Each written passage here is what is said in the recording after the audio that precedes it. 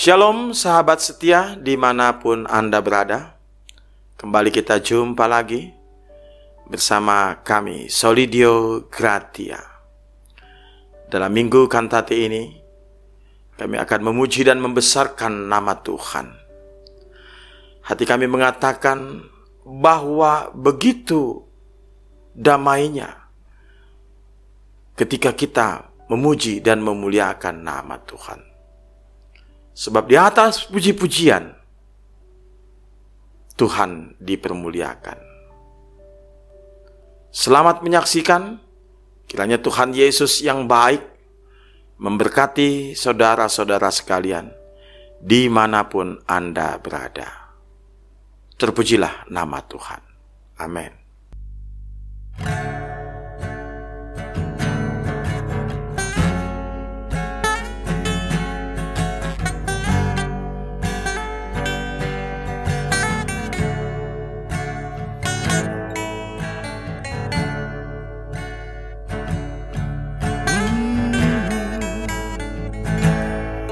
Jiwaku ingin memuji-Mu Tuhan, karena kebesaran-Mu ya Tuhan. Hanya Kau Tuhan yang patut disembah, hanya Kau di atas segalanya.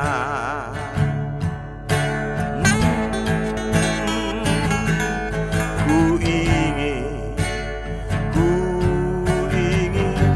selalu mengagungkan-Mu.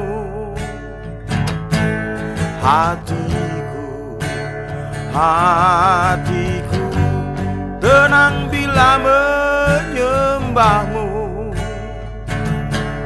Ku angkat pujian, diam di hadirat-Mu. Ku memuji dan memuliakan-Mu.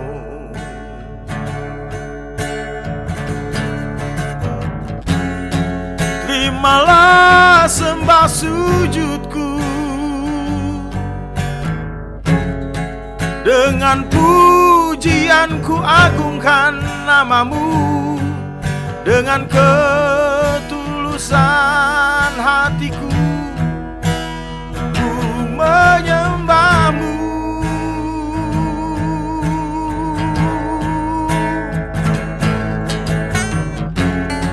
Ku rasakan damai di hatiku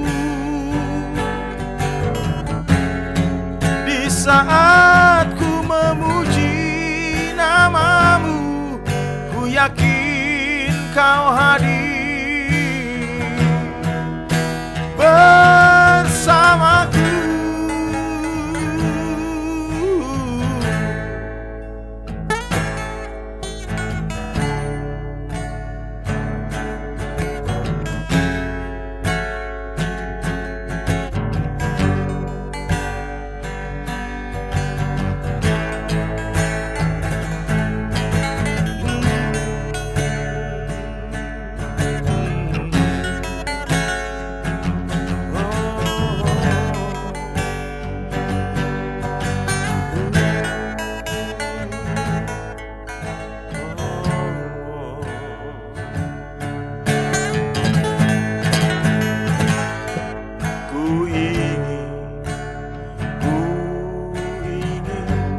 Selalu mengagungkan-Mu.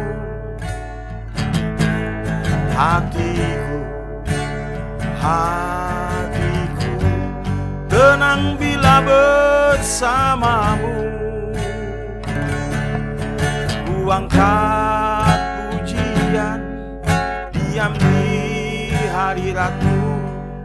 Ku memuji dan memuliakan-Mu.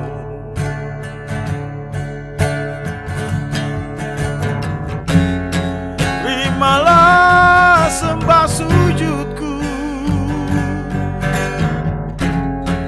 dengan pujian ku agungkan nama namamu dengan ketulusan hatiku. Ku menyembahmu.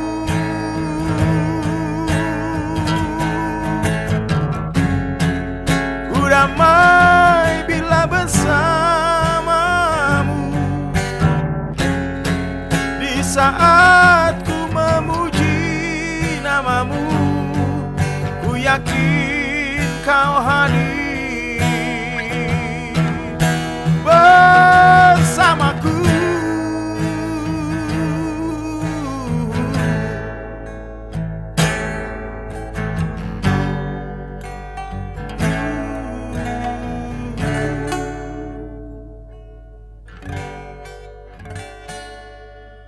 Demikianlah pujian yang sudah kita dengar bersama. Kiranya melalui pujian ini, nama Tuhan senantiasa kita permuliakan. Salam Soli Deo Gratia. Bapak Ibu, Saudara yang kekasih dalam Kristus, sebelum kita mendengarkan firman Tuhan, mari kita berdoa. Allah Bapa kami yang bertahta dalam kerajaan sorga, yang kami imani, kami sapa dalam nama Tuhan Yesus Kristus. Kami bersyukur pada hari ini Tuhan memperkenankan kami untuk mendengarkan firman-Mu. Roh-Mu yang kudus menerangi hati dan pikiran kami sehingga kami dapat memahaminya. Amin. Firman Tuhan bagi kita dengan topik bernyanyilah bagi Tuhan dari Kitab Keluaran pasal 15 ayat 19 sampai 21. Demikian. Ketika kuda Firaun dengan keretanya dan orangnya yang berkuda telah masuk ke laut, maka Tuhan membuat air laut berbalik meliputi mereka. Tetapi orang Israel berjalan di tempat kering dari tengah-tengah laut. Lalu Miriam, nabiah itu, saudara perempuan Harun, mengambil rebana di tangannya, dan tampillah semua perempuan mengikutinya, memukul rebana serta menari-nari, dan menyanyilah Miriam memimpin mereka. Menyanyilah bagi Tuhan sebab ia tinggi luhur, kuda dan penunggangnya dilemparkannya ke dalam laut. Demikian firman Tuhan. Bapak Ibu Saudara yang kekasih dalam Kristus, hari ini nama minggu kita Minggu Kantate. Nyanyikanlah nyanyian baru bagi Tuhan. Saat sekarang ada banyak lagu-lagu dunia yang diciptakan. Apakah itu bernada dangdut, lagu pop, lagu yang isinya bernada lirik-lirik cinta. Memang itu berangkat dari pengalaman yang terjadi dalam kehidupan nyata. Dan tak sedikit syarat dengan keputusasaan, kekecewaan, bahkan ingin bunuh diri, ya. Hidup ini sudah berakhir dengan kegagalan, dan ada juga hidup berumah tangga pun menjadi hancur karena orang ketiga dan lain sebagainya. Ada juga nyanyian mengandung hal-hal yang kesannya negatif, yang membuat seseorang itu mengambil keputusan yang salah dalam hidupnya. Akibatnya hidup menyendiri, perasaan bersalah, merendahkan diri, tak berguna, seolah tak ada lagi masa depan. Ada juga lagu-lagu yang menyesatkan seperti Stairway to Heaven karya Led Zeppelin atau lagu Aserehe oleh Las Ketchup atau Hotel California The Eagles atau lagu Umbrella Rihanna atau lagu Lady Gaga. Hal semua di atas mengungkapkan bahwa lagu-lagu dunia syarat dengan hal-hal negatif yang tidak membangun apalagi menumbuhkan iman kepada Tuhan agar hidup lebih arif dan kudus.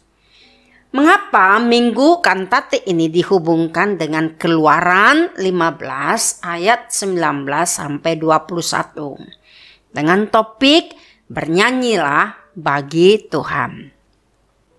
Yang menjadi pertanyaan bagi kita, ada pengalaman atau peristiwa apa yang menyebabkan mereka bernyanyi-nyanyi memuji kebesaran Tuhan, bahwa Tuhan itu tinggi luhur. Disinilah kita akan mempelajari beberapa hal dan akan menemukan makna kantate itu sendiri. Pertama, setiap peristiwa Tuhan menunjukkan kuasanya dan pemeliharaannya. Jika kita telusuri yang sedang terjadi bagi umat Israel adalah ketika proses keluarnya mereka dari genggaman perbudakan Mesir atau proses Exodus, yakni melewati tindakan Firaun untuk penghabisan kali. Luar biasa ya, Allah mau bertindak untuk meyakinkan umat itu bahwa ia akan berperang untuk mereka.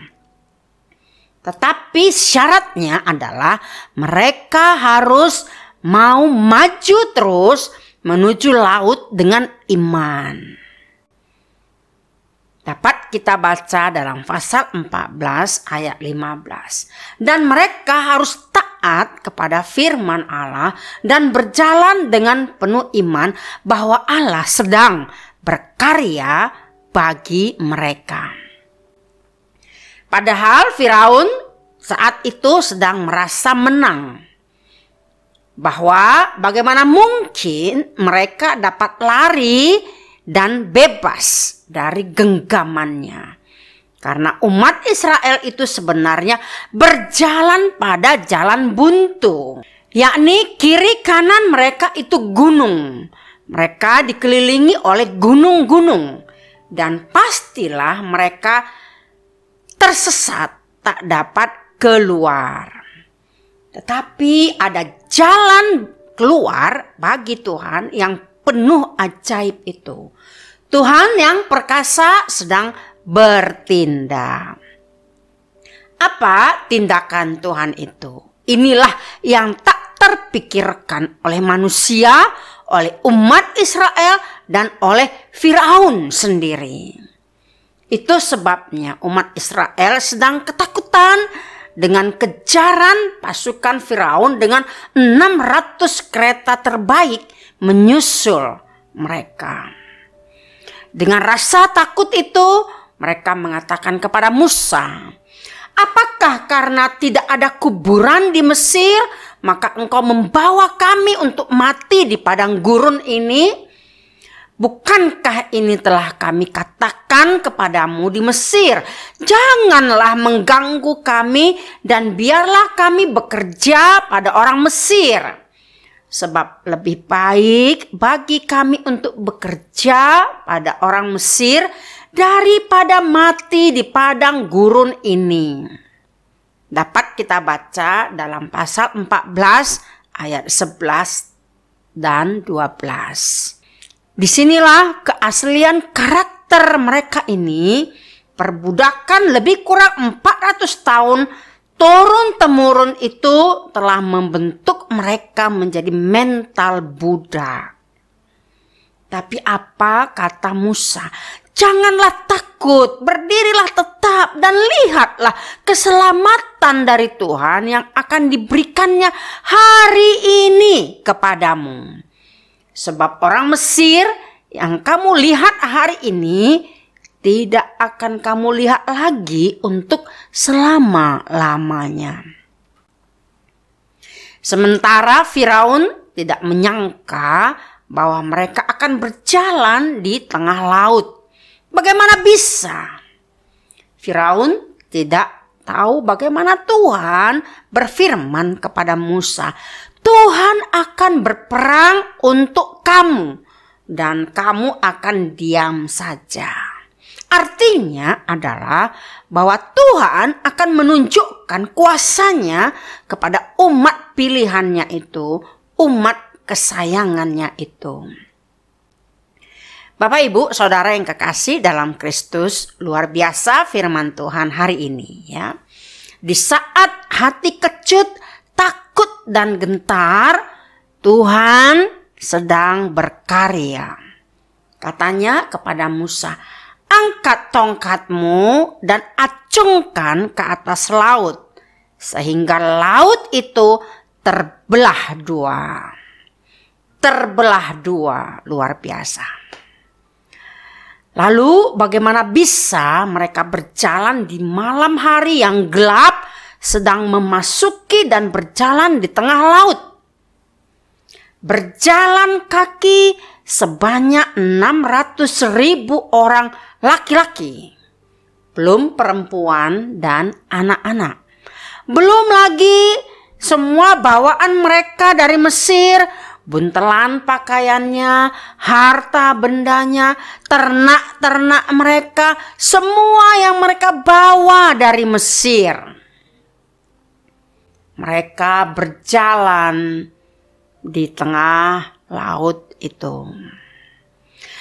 Inilah karya Tuhan itu. Tuhan mau menunjukkan kuasanya, kemuliaannya, kata Tuhan, supaya mereka tahu bahwa akulah Tuhan.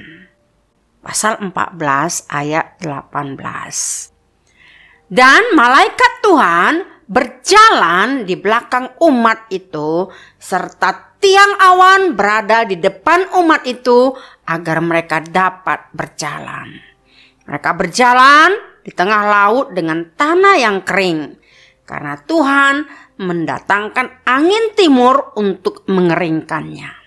Dan air laut berbalik untuk menelan, menenggelamkan pasukan Firaun hingga mereka semua tewas di lautan itu.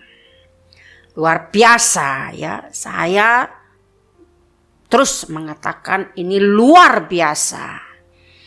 Ini semua di luar logika, seolah tak masuk akal. Namun begitu jelas dan cermatnya serta detailnya kisah nyata ini diwartakan kepada dunia dan juga kepada kita hingga hari ini untuk melihat kebesaran, keagungan, karya keselamatan yang dari Tuhan.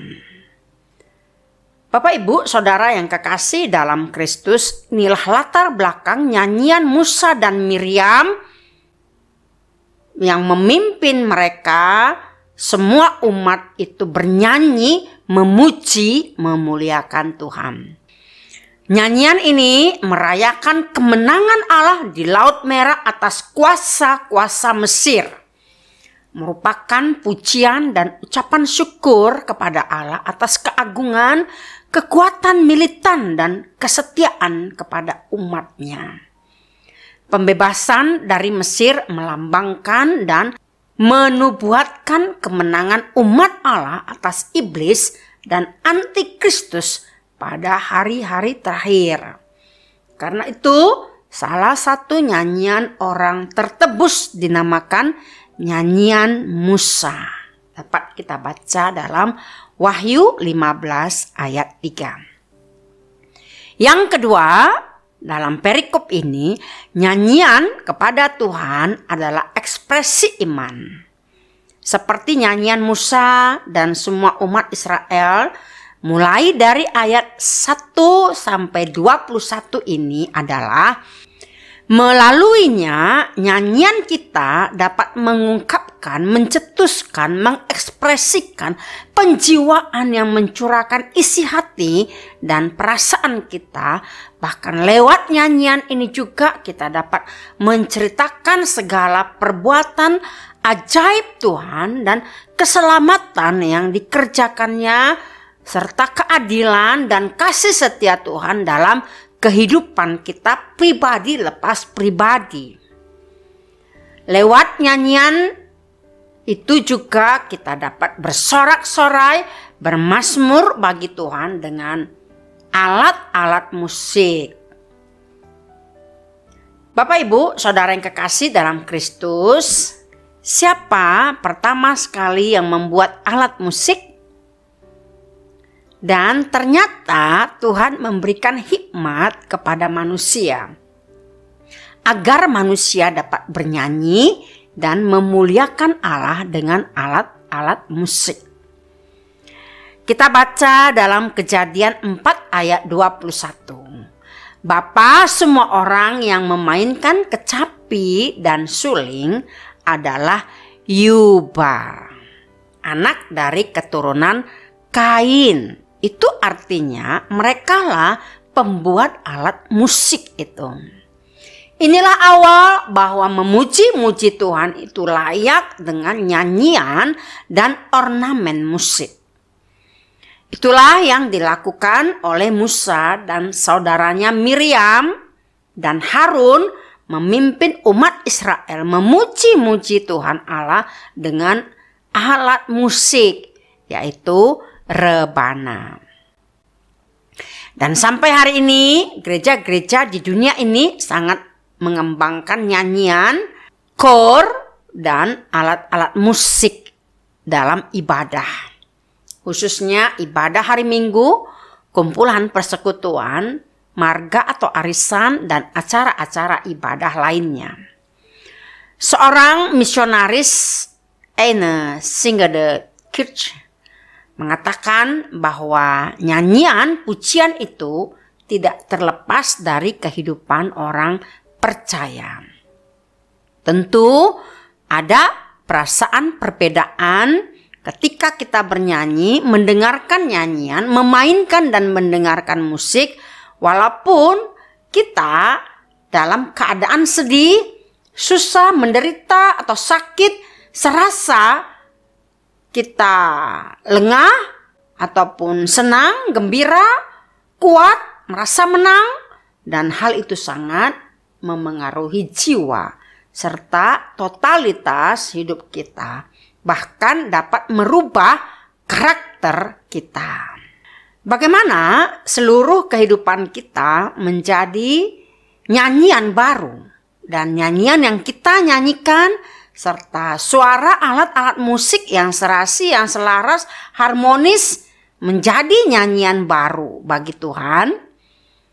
Pengkhotbah Billy Graham mengatakan bahwa nyanyian pujian itu lebih besar dampaknya atau pengaruhnya yang melebihi dari 100 khotbah. Nyanyian itu dapat mengubah orang yang tidak percaya menjadi percaya.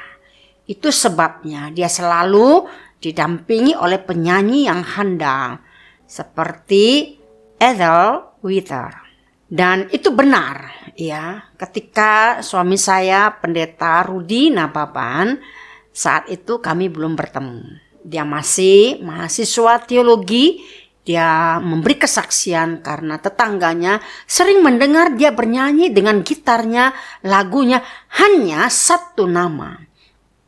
Maka si bapak itu yang dari agama lain itu menjadi percaya kepada Kristus dan meninggalkan agama lamanya. Luar biasa ya. Itu karena sebuah nyanyian. Luar biasa kekuatan nyanyian. The power of praise. Melalui nyanyian dan alat musik itu kiranya dapat mengubah, memperbaharui hati, pikiran, dan jiwa kita. Maka itulah nyanyian baru bagi Tuhan.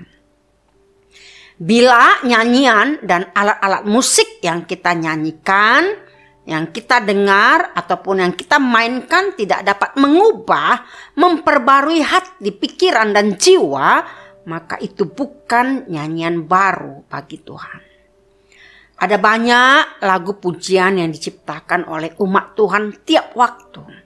Tapi tidak banyak yang tahu jika di balik beberapa lagu pujian itu ada kisah-kisah yang luar biasa. Majalah Today's Christian Woman memuat sebuah artikel berjudul The Power of Praising God yang memaparkan kisah hidup Darlene Jets. Kehidupan Darlene mengalami banyak masalah. Orang tuanya bercerai, ia menderita bulimia dan kandungannya mengalami keguguran. Bagaimana ia mengatasi masalahnya yang demikian berat? Dengan penyembahan. Itu yang dia lakukan. Tahukah Anda bahwa lagu Shout to the Lord ia tulis saat ia merasa tawar hati. Dan saat itu Mark, suaminya, serta kedua anaknya, mereka mengalami masalah keuangan dan bisnis yang tidak berjalan baik. Pada tahun 1993 lah sedang mengalami masa-masa terberat dalam hidupnya. Tapi justru ketika itulah kemudian ia menciptakan lagu Shout to the Lord. Yang juga lagu Nothing Compares to the Promise I Have in You. Tiada janji seperti yang ada padamu. Lagu ini diperkirakan dinyanyikan oleh 25 sampai 50 juta orang di seluruh dunia. Di dalam hadirat Tuhan ada kekuatan yang baru. Ketika Anda dan saya menyembah Tuhan, di situ kita akan menerima kasih karunia-Nya. Apapun masalah yang kita hadapi hari ini, jangan pernah kehilangan pengharapan. Seperti yang dilakukan oleh Darlene. Mari datang kepada Tuhan, sembahlah Dia, pujilah Dia, percaya bahwa Tuhan sekali-kali tidak akan meninggalkan kita. Sebaliknya ia berjanji akan memberikan kelegaan bagi kita. Amin. Amin ya. Bapak Ibu Saudara yang kekasih dalam Kristus, jadi banyak orang bersyukur dan menyanyikan puji-pujian kepada Tuhan karena dimotivasi oleh beberapa alasan. Bisa saja itu karena sembuh dari penyakit yang parah. Bisa juga karena terlepas dari bahaya maut yang mengancam nyawanya. Ada juga yang diberikan umur panjang, padahal sudah divonis oleh dokter untuk hidup beberapa bulan lagi. Ada juga yang bertahun-tahun tidak memiliki anak, namun Tuhan memberikannya. Ada juga yang sudah lama tidak bekerja, sekarang kerjanya bagus. Dan hari ini kita ada sebagaimana kita ada bukan karena kekuatan kita, akan tetapi anugerah Tuhan dan kasih-Nya kepada kita. Bapak Ibu Saudara yang kekasih dalam Kristus, mari kita wujudkan dan ekspresikan di dalam iman dan tindakan bahwa hidup kita hidup yang penuh nyanyian bagi kemuliaan Bapa di sorga. Kiranya nyanyian pujian dan renungan hari ini di Minggu Kantate menjadi rema dan berkat dalam hidup kita. Kita berdoa. Allah Bapa kami di dalam sorga yang kami kenal dalam Kristus Tuhan kami. Terima kasih atas semua perbuatan ajaib yang Tuhan nyatakan dalam kehidupan kami. Sehingga kami dapat bersyukur, memuji, memuliakan nama Tuhan. Biarlah nyanyian pujian kami Tuhan, Kau berkati, kuduskan, agar menjadi berkat bagi kami. Dan karena kebesaran Tuhan yang senantiasa melindungi, menolong kehidupan kami. Berkati seluruh jemaat yang mendengar firman-Mu hari ini. Biarlah Engkau tambahkan umur panjang, Kau berikan kesehatan, sukacita, dan juga keberhasilan, kesuksesan di dalam kehidupan mereka. Hari ini kami boleh bersukacita, anugerah Tuhan yang memberkati kami. Berkati hidup kami Tuhan, supaya kami dapat mengekspresikan segala perbuatan Tuhan dalam hidup kami melalui iman dan tindakan. Berkati setiap nyanyian-nyanyian yang kami nyanyikan, itu menjadi kemuliaan bagi nama-Mu. Terima kasih atas kebesaran-Mu Ya Yesus Tuhan kami yang telah menebus dosa-dosa kami. Terpujilah Engkau sekarang sampai selama-lamanya. Di dalam nama-Mu yang kudus, satu nama, Yesus Juru Selamat kami yang hidup, kami berdoa dan bersyukur. Amin.